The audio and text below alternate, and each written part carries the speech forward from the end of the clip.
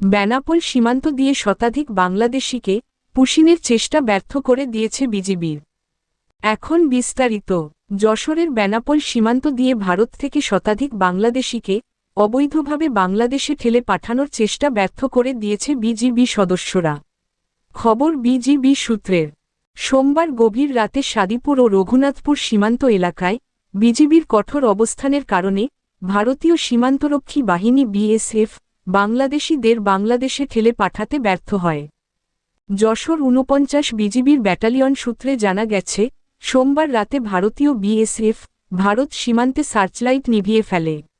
এরপর তারা সাদিপুর ও রঘুনাথপুর সীমান্ত দিয়ে প্রায় ১০০ থেকে ১১০ জন বাংলাদেশিকে জোরপূর্বক বাংলাদেশে ঠেলে দেওয়ার চেষ্টা করে। বিষয়টি টের পেয়ে বিজিবির সদস্যরা সীমান্তে তাৎক্ষণিক কঠোর ও শক্ত অবস্থান গ্রহণ করেন। বিজিবির প্রতিরোধের মুখে বিএসএফ তাদের পরিকল্পনা বাস্তবায়নে ব্যর্থ হয়।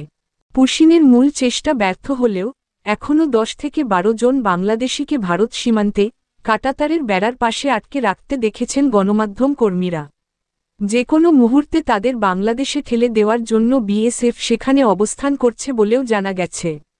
উদ্ভূত পরিস্থিতিতে সীমান্ত জুড়ে বিজিবির টহল ও নজরদারি জোরদার করা হয়েছে।